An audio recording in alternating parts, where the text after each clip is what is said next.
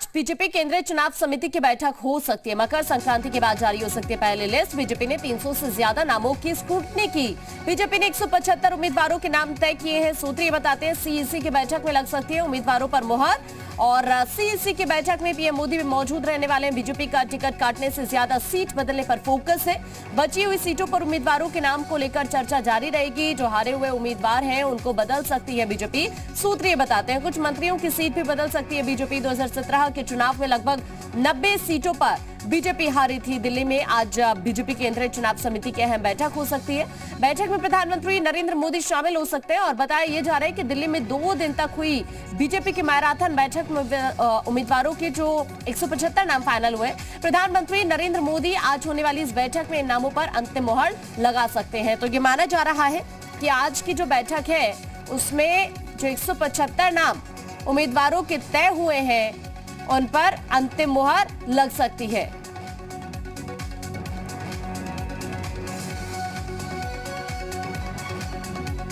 और इसी बीच हमारे साथ हमारे सहयोगी मयूर इस वक्त ज्यादा जानकारी के लिए लखनऊ से हमारे साथ जुड़े हुए हैं। मयूर, दिल्ली में बीजेपी केंद्रीय चुनाव समिति की अहम बैठक है आज और ये माना जा रहा है कि 2 दिन तक जो मैराथन बैठक चली 175 उम्मीदवारों के नाम तय किए गए। प्रधानमंत्री आज इस बैठक में शामिल होने जा रहे हैं।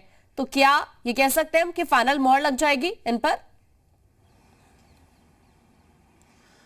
बिल्कुल, देखिए केंद्रीय चुनाव समिति की बैठक आज भारतीय जनता पार्टी की है और 2 दिन तक जिस तरीके से मैराथन बैठक चली काफी नामों पे चर्चा की गई। जो 3 चरण है शुरुआती जिसमें लगभग 170 से 175 सीटें हैं, उसमें लगभग 300 उम्मीदवारों की जो लिस्ट थी जिसमें से लगभग 175 उम्मीदवारों की जो लिस्ट है वो कहीं ना कहीं फाइनल की गई है। और जैसा कि इस बार कहा जा रहा है कि तमाम सारे जो मौजूदा विधायक हैं उनके टिकट भाजपा काटने जा रही है, लेकिन उससे ज्यादा इंपॉर्टेंट है कि टिकट काटा जाए लेकिन उनको दूसरी जगह पर एडजस्ट किया जाए और जो तमाम दूसरे दल से बड़े नेता आए हैं या जिनको कई बार से मौका नहीं मिल रहा है, पुराने कार्यकर्ता नेता हैं, उनको भी टिकट दी जाए। तो फिलहाल जो फीडबैक है वो तैयार किया गया है पूरे उत्तर प्रदेश से और जिस तरीके का फीडबैक मिला है, अगर अच्छा काम किया है तो टिकट दोबारा मिलेगा। अच्छा काम नहीं किया है तो भारतीय जनता पार्टी कहीं ना कहीं टिकट काटने जा रही है। प्रधानमंत्री मोदी भी आज की बैठक में शामिल होंगे और देखिए बहुत जरूरी हो जाता है कि जिस तरीके से पिछले 2 दिनों में आपने देखा कि भारतीय जनता पार्टी में भगदड़ मची है, दूसरी पार्टियों में लोग छोड़कर जा रहे हैं, ऐसे में उसके बारे में भी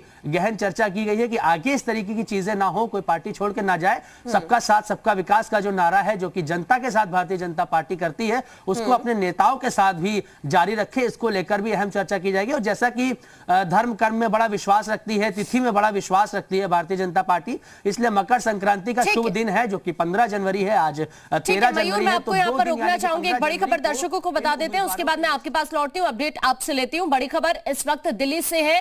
आपको बता दें देर रात तक चली कोर ग्रुप के दूसरे दौर की बैठक। गृह मंत्री अमित शाह की अध्यक्षता में ये कोर ग्रुप की बैठक हुई है। पहले दौर की कोर ग्रुप की बैठक में अनुप्रिया पटेल आशीष पटेल के साथ मौजूद रही।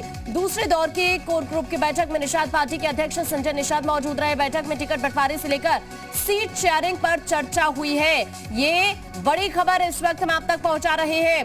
आपको ये बता दें कि देर रात तक दिल्ली में कोर ग्रुप के दूसरे दौर की बैठक हुई है। गृह मंत्री अमित शाह की अध्यक्षता में ये कोर ग्रुप की बैठक हुई है। पहले दौर की कोर ग्रुप की बैठक में अनुप्रिया पटेल आशीष पटेल के साथ मौजूद रही और जो दूसरे कोर ग्रुप की बैठक हुई है उसमें निषाद पार्टी के अध्यक्ष संजय निषाद भी मौजूद रहे। यानी कि बीजेपी भी कोशिश यही कर रही है कि जो अन्य सहयोगी दल है उनके साथ सीट शेयरिंग का फॉर्मूला तय किया जाए और इस लिहाज से ये देर रात तक कोर ग्रुप के दूसरे दौर की बैठक चली है। दिल्ली से बड़ी खबर इस वक्त हम आप तक पहुंचा रहे हैं। मयूर हमारे सहयोगी लगातार हमारे साथ बने हुए। मयूर, कोर ग्रुप की कल बैठक हुई है, दूसरे दौर की जो बैठक है बताया जा रहा है देर शाम तक चली है। गृह मंत्री अमित शाह की अध्यक्षता में बैठक हुई। सीट शेयरिंग का फॉर्मूला तय करने की बीजेपी भी कोशिश कर रही है। क्या अपडेट अभी बैठक को लेकर आपके सामने आया है?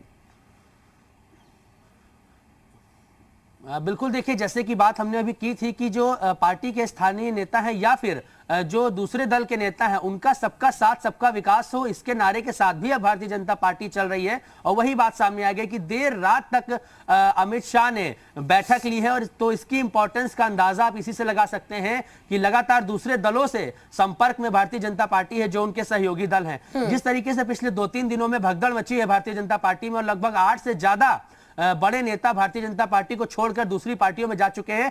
ऐसे में अब बहुत जरूरी हो जाता है कि जो उनके सहयोगी दल हैं उनको साध के रखना है, उनको नाराज नहीं करना है। जब अपनी पार्टी के लोग छोड़कर दूसरी पार्टी में जा रहे हैं तो इसमें कोई दो राय नहीं है कि जो सहयोगी दल हैं उनमें भी नाराजगी हो जाए और वो अपना गठबंधन तोड़ लें। अनुप्रिया पटेल के साथ बैठक हुई है, संजय निषाद के साथ बैठक हुई है। दोनों का हालांकि जो भी जवाब निकल के आया है वो ये है कि एक अच्छी बैठक हुई है और जो भी उनकी बातें हैं वो कहीं ना कहीं मानी जा रही है। लेकिन देखना ये होगा कि कितने टिकट वो मांग रहे हैं, कितना मयूर टिकट अभी उनको इसको मिलता है और लेकर जब वो क्या उनको लग टिकट रहा देते है, हैं, कब तक उसके बाद तस्वीर किसी साफ तरीके हो का मतभेद ना जाएगी हो। कि कितनी सीटों पर बात बनने जा रही है अनुप्रिया पटेल से या फिर संजय निषाद से? मैं आप तो इस बार के चुनाव में जब मुख्यमंत्री योगी आदित्यनाथ अगर अयोध्या से चुनाव लड़ रहे हैं, ये तय हो चुका है, तो ये मानिए कि इसका बहुत ज्यादा प्रभाव पूरे उत्तर प्रदेश के विधानसभा चुनाव पे पड़ेगा।